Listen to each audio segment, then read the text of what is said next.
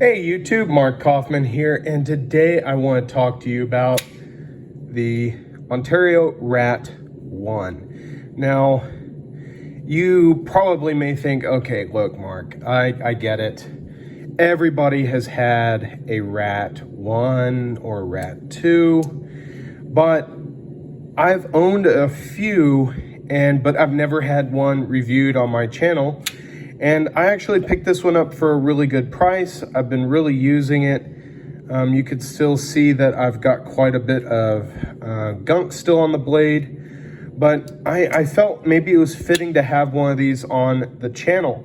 Now, this knife in particular is a classic, and I'm just gonna grab some over here that I can just compare it with. So, I mean, this really is a classic. I mean, everybody's had one. I mean, what can I say about this knife? It is a beater knife that just does the job very well. For me, it's all about the flat grind. It's all about that flat grind and its slicing ability, while also having quite a bit of strength behind the tip. Now, real quick, let's get a size comparison in here. I'll put in the Benchmade Super Freak right here, so you can see that works out pretty great. Then over here, I have the Spyderco Paramilitary 2 in Maximet. Try and get those evened out. And then above that, I have the Viper Knives Storm, and that's just a tad bit shorter. And then over here, a $5 Ozark Trail, and there we go. So there's our comparison size. So I mean, this knife really is fantastic. It's really great. Excuse me. But why is it fantastic? I mean, really, why did I choose this knife over maybe a different knife? And let me have a sip of coffee real quick and put those blades away that I just used for comparison. And I mean, personally, this knife here offers so much to its users, to the people that buy it, people that use it. And as you can see, there is a ton of smoothness coming out of the combination washers. So what I mean by combination washers is there's nylon and bronzed bushing washers. And from my use, the nylon really just helps allow some wiggle room with tightening up the pivot versus actually doing anything to the blade.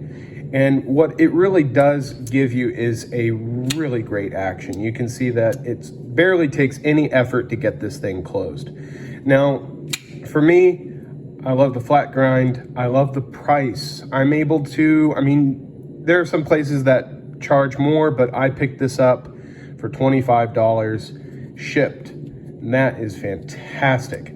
Also, I really like the pocket clip. I haven't really tried any other pocket clip with it, but the pocket clip that comes on here is really great. I'm not sure if a Benchmade or a custom clip would fit, but it's probably worth a shot.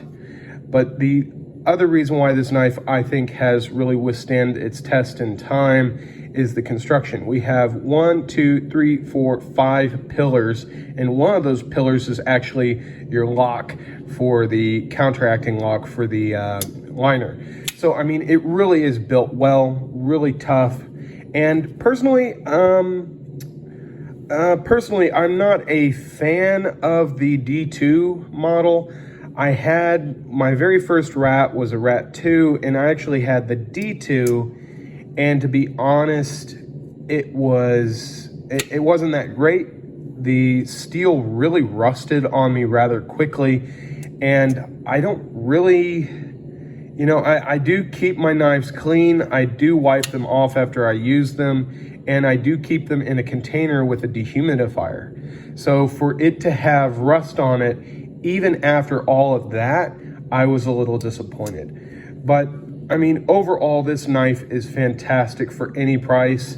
Any price I say, I wouldn't be spending $45, $50 on these things. But if you can get it for $30, $35, $25, I still think it's worth the money. Now, if you want to get the D2 one, I mean, sure, the D2 is great, but I think I prefer the AUS 8 just out of its stainlessness and its ability to be sharpened very easily. It's going to be more utilitarian than the D2. So if you guys liked my real quick review on the Ontario RAT2, not RAT2, RAT1, Model 1, let me know in the comments. And if you have one of these, let me know what you thought of it.